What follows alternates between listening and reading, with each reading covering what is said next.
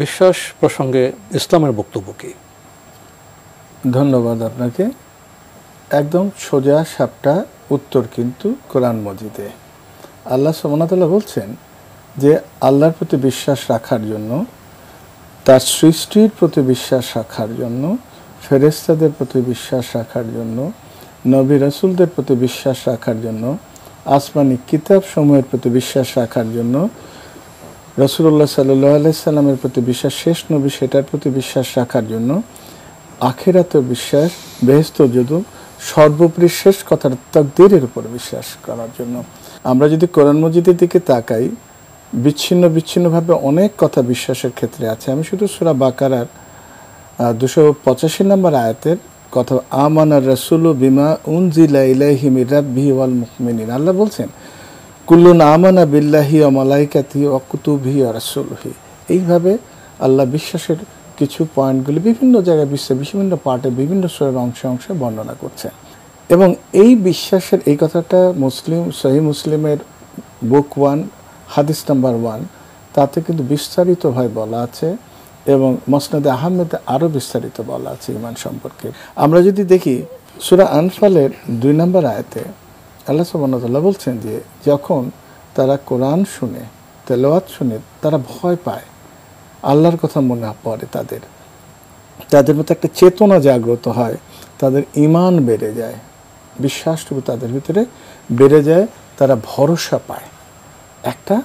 যে কোনো একটা ছোট বাচ্চা যেমন পথ হারানোর বাবা মাকে দেখলে যেমন সে বলা যায় যে সে ডিরেকশন খুঁজে পেল, হাজার বাবা লোকের মাঝখানে সে যখন আসল জিনিসটা পেল, একটা দিশা খুঁজে পেল, সেই দিশাটা হচ্ছে কোরআন মজিদ।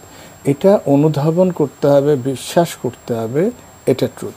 এখন আমরা যদি দেখি বাইহাকির মতে ঈমানের এই বিশ্বাসের কিন্তু প্রায় ৭৭টা স্তর আছে। সর্বশ্রেষ্ঠ স্তর হচ্ছে যে বিশ্বাস করা লা ইলাহা ইল্লাল্লাহ। সর্বনিম্ন স্তর বলা যেটা হচ্ছে সেটা হলো রাস্তা থেকে কোনো অবস্টাকল সরানো, এটা কাটা ছড়িয়ে দেওয়া যে কোনো। আবার বলা হচ্ছে লজ্জা কিন্তু ঈমানের একটা অংশ, বিশ্বাসের একটা অংশ, কিন্তু লোয়ার গ্রেডের।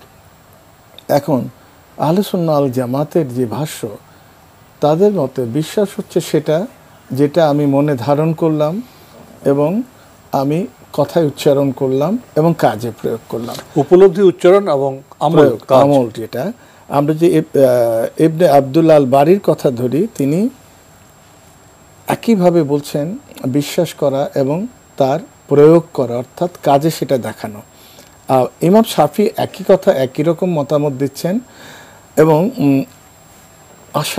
ইমাম আশারি তিনি একটা কথা অ্যাড করে দিলেন যে আমাদের দৈনন্দিন কাজের সাথে সাথে ঈমানের কিন্তু আপ অ্যান্ড ডাউন হয়। আমাদের কিছু কিছু কাজ, কিছু কিছু সাধনার ফলে, আমরা ক্রমাগত ইবাদতের ফলে আমাদের ঈমানের স্তর বেড়ে যায়, আবার কখনো কখনো ছেড়ে দেওয়ার জন্য এই স্তরটুকু কমে যায়। অর্থাৎ ঈমানের কিন্তু আপ অ্যান্ড ডাউন হয়। ইভেন আপনি ধরেন যে সুফিয়ান ইবনে ইয়াহনা তিনি বলছেন স্বীকৃতি দেয়া, আপনার কিন্তু বোল্ডলি বলতে হবে, প্রত্যয়ের সাথে বলা হচ্ছে। আপনি যদি আমি বিশ্বাস না, এইটাই আমি বিশ্বাস করি, এই যে বলা বিশ্বাস করি আর এটাই আমি বিশ্বাস করি, যেভাবে এই প্রত্যয়টুকু থাকতে হবে ঈমানদার ব্যক্তির জন্য।